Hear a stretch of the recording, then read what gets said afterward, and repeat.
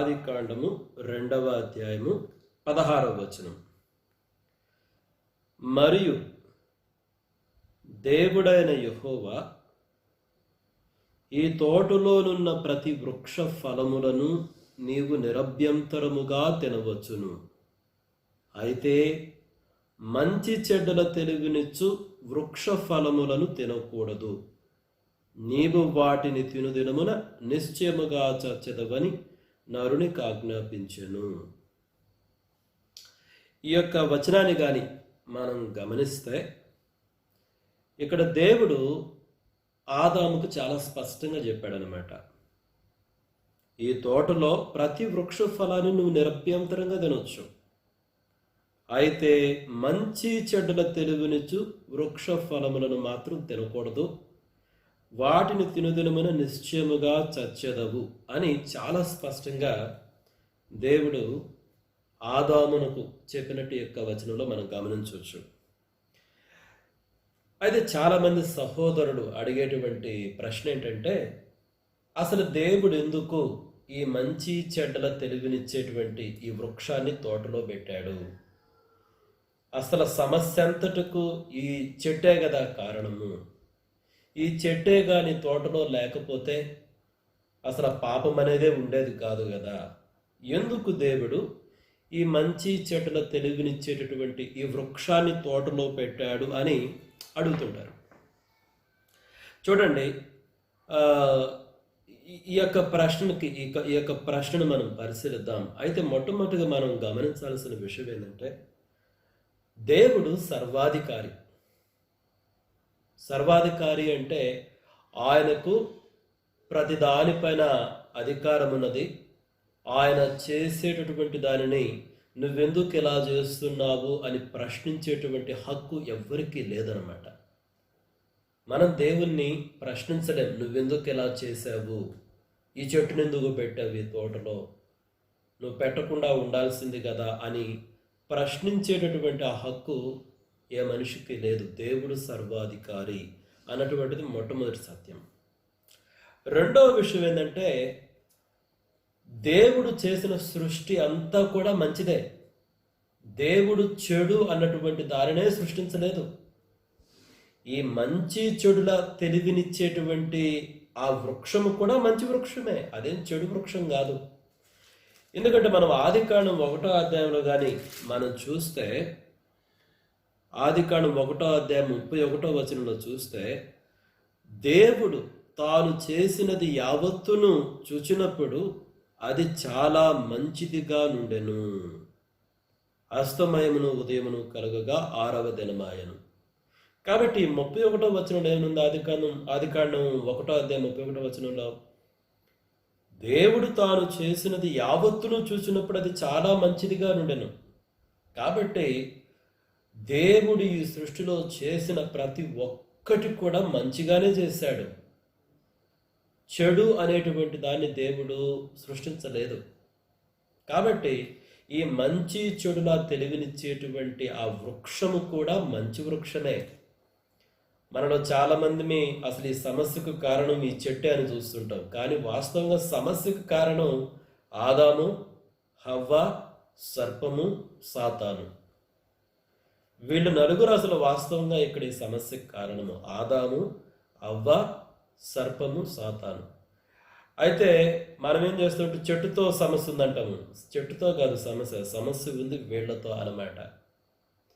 కాబట్టి ఈ విషయాన్ని మనం గమనించాలి. మొట్టమొదటి విషయం ఏంటంటే, దేవుడు సర్వాధికారి. దేవుడిని ఎవరూ ప్రశ్నించే హక్కు లేదు. నువ్వెందుకు ఈ చెట్టు చేసావు అని మనం అడగలేము. అది మొదటి విషయము. రెండవ విషయం ఏంటంటే, దేవుడు చేసిన సృష్టి అంతా కూడా మంచిదే. చెడు అనేటటువంటి దాన్ని దేవుడు చేయలేదు. కాబట్టి చెట్టుతో అసలు సమస్య లేదు. సమస్య ఉన్నదంతా ఆదాముతోటి, హవ్వతోటి, సర్పముతోటి, సాతానుతోటి అనేటువంటి విషయాన్ని మనం గమనించాలి. అయితే మూడో విషయం ఏంటంటే, బైబిల్ గ్రంథంలో మనకు అన్ని విషయాలు వ్రాయబడలేదు. కాబట్టి దేవుడు ఎందుకు ఈ చెట్టుని ఇక్కడ పెట్టాడు అన్నటువంటి ఆ ప్రశ్నకి సమాధానం ఇది అని చెప్పి బైబిల్ గ్రంథంలో ఎక్కడ వ్రాయబడలేదు. బైబిల్ గ్రంథంలో కొన్ని విషయాలు మాత్రమే మనకు వ్రాయబడి ఉన్నాయి అన్నటువంటి విషయం కూడా మనం గమనించాలి. అయితే మనుషులకి తెలివితేటలు ఉన్నాయి కాబట్టి మనం సాధారణంగా ఈ ప్రశ్న అడుగుతుంటాము. అయితే బైబిల్‌లో ఉన్నటువంటి సమాచారాన్ని బట్టి మనం ఈ ప్రశ్నను కొంతవరకు ఆన్సర్ చేయొచ్చు. చూడండి, మొట్టమొదటిగా అసలు ఎందుకు దేవుడు ఈ చెట్టుని పెట్టాడు అన్నటువంటి దానికి ఒక రీజనింగ్ మనం ఎలా ఇవ్వొచ్చంటే, చూడండి, మొట్టమొదటిగా దేవుడు మనిషిని సృష్టించినప్పుడు ఈ మనిషి దేవునిని ప్రేమించాలి అని దేవుడు కోరుకున్నాడు. అందుకనే ఒక సందర్భంలో యేసుక్రీస్తు ప్రభువారిని ఒక వ్యక్తి ఒక ప్రశ్న అడుగుతాడు. ధర్మశాస్త్రములోని కల్లా అత్యంత గొప్ప ఆజ్ఞ ఏది అంటే, యేసుక్రీస్తు ప్రభువారు ఏం చెప్పారు? నీ పూర్ణ హృదయముతోటి, నీ పూర్ణ మనస్సుతోటి, నీ పూర్ణ బలముతోటి నీ దేవుడైనటువంటి యెహోవాను ప్రేమించాలి అన్నటువంటిది ధర్మశాస్త్రములోని కల్లా అత్యంత గొప్పదైనటువంటి ఆజ్ఞ అని చెప్పడం జరిగింది యేసుక్రీస్తు ప్రభువారు. కాబట్టి ఆ మాటలను బట్టి మనం ఏమర్థం చేసుకోవచ్చంటే, మనిషి దేవుడిని హృదయపూర్వకంగా ప్రేమించాలి, ఇష్టపూర్వకంగా ప్రేమించాలి అన్నటువంటిది దేవుని యొక్క చిత్తము. కాబట్టి దేవుడు మనిషిని ఒక వ్యక్తిగా సృష్టించినప్పుడు, తన స్వరూపములో సృష్టించినప్పుడు, దేవుడు మనిషి నుంచి ఎక్స్పెక్ట్ చేసింది, ఆశించింది ఏంటంటే, ఈ మనిషి హృదయపూర్వకంగా నన్ను ప్రేమించాలి అని దేవుడు కోరుకున్నాడు. అది మొదటి విషయం మనం గమనించాలి. అయితే రెండో విషయం ఏంటంటే, మనిషి దేవుని హృదయపూర్వకంగా ప్రేమించాలి అంటే మనిషికి స్వాతంత్ర్యము అనేది అవసరం, ఫ్రీడమ్ అవసరం. అంటే చాయిస్ అన్నమాట. నిర్ణయాలు తీసుకునేటువంటి ఆ యొక్క అధికారం అనేది మనిషికి అవసరం. అంటే ప్రేమించాలా వద్దా అని. కాబట్టి దేవుడు మనిషిని సృష్టించినప్పుడు మనిషికంటూ కొంత ఫ్రీడమ్ ఇచ్చాడు, స్వాతంత్రాన్ని ఇచ్చాడు, చాయిస్ని ఇచ్చాడు. మనిషి తాను నిర్ణయాలు తీసుకోవచ్చు. కాబట్టి మనిషికంటూ ఒక ఫ్రీడమ్ ఇచ్చాడు. అంతేగాని దేవుడు మనిషిని రోబో లాగా సృష్టించలేదు. రోబోస్ అంటే ఏంటి? అవి మనం ఏం చెప్తే అవి చేస్తాయి. వాటికంటూ తెలివితేటలు ఉండవు అన్నమాట. రోబోలకి వ్యక్తిత్వము అనేటటువంటిది లేదు, తెలివితేటలు లేవు. కాబట్టి మనం ఏం చెప్తే అవే చేస్తాయి రోబోలు. అయితే దేవుడు మనిషిని సృష్టించినప్పుడు రోబోలాగా సృష్టించలా, ఇష్టాయిష్టాలను వ్యక్తపరిచేటటువంటి ఒక వ్యక్తిగా సృష్టించాడు. తనకంటూ స్వయంగా నిర్ణయాలు తీసుకునేటటువంటి ఒక వ్యక్తిలాగా సృష్టించాడు మనిషిని. ఈ రెండు విషయాలు మనం గమనించాలి. మొదటిది, మనిషి తనను హృదయపూర్వకంగా ప్రేమించాలని కోరుకున్నాడని మొదటి విషయము. రెండో విషయం, మరి హృదయపూర్వకంగా ప్రేమించాలంటే మనిషికి ఫ్రీడమ్ అవసరము, స్వాతంత్రము, చాయిస్, స్వయం నిర్ణయ అధికారం అవసరం. కాబట్టి దేవుడు మనిషిని సృష్టించినప్పుడు ఇవన్నీ ఇచ్చాడు మనిషికి అన్నమాట. మరి మూడు, అసలు ఎందుకు ఆ చెట్టు అక్కడ దేవుడు పెట్టాడంటే, ఆ చెట్టు అన్నటువంటిది దేనికి సాదృశ్యం అంటే, అది విధేయతకు పరీక్ష అన్నమాట. దేవుడు మనిషి యొక్క విధేయతకు ఒక పరీక్ష పెట్టాడు. అక్కడ ఒక చెట్టు పెట్టాడు, మంచి చెడుల తెలివినిచ్చేటటువంటి వృక్షం. దేవుడు చెప్పాడు, చూడు, ఈ యొక్క వృక్షం యొక్క ఫలాలను తినకూడదు.